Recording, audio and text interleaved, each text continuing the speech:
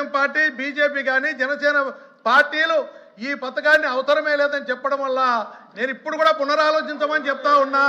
రాయలసీమకు ద్రోహం. ప్లీజ్ సుబ్బారెడ్డి గారు, ప్లీజ్ ప్లీజ్.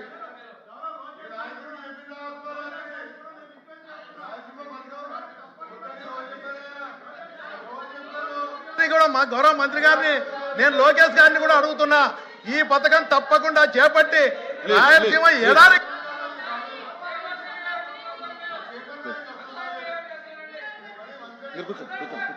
లేదు లేదు కూర్చోండి. ఆ సిగ్నేటరీస్ అవ్వలేదండి సార్. నా సార్ వినండి, సిగ్నేటరీస్ అవ్వలేదండి. ఇంకా డాక్టర్ గారు సిగ్నేటరీస్ అవ్వలేదండి. నా ఇలా అయితే ఏ కొంచెం ఆర్డర్లో ఉండాలి. ఇప్పుడు సిగ్నేటరీస్ అవ్వలేదు మీరు అడిగితే. అధ్యక్ష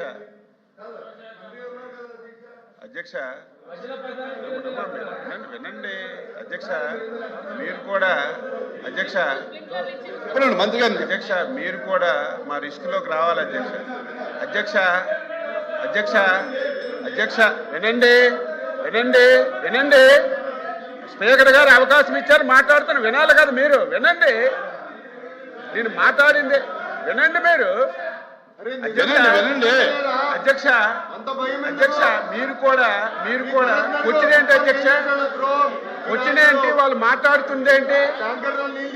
క్వశ్చన్ ఏంటి? మాట్లాడుతుందేంటి? సిగ్గుంది అసలు రాయలసీమలో ఇరిగేషన్ మీద మాట్లాడే నైతిక హక్కు వాళ్ళకు ఉందా అధ్యక్ష? సిగ్గుండాలి కదా. రాయలసీమలో ఇరిగేషన్ ప్రాజెక్టుల మీద మాట్లాడే నైతిక హక్కు వైసీపీకి ఉందా? అసలు ఆ నాయకులకు ఉందా? వాళ్ళు మాట్లాడలేదు అధ్యక్ష.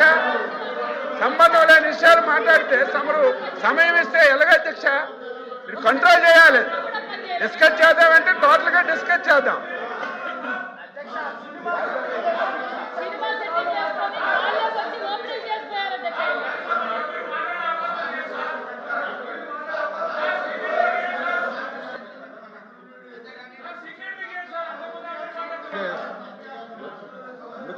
అధ్యక్ష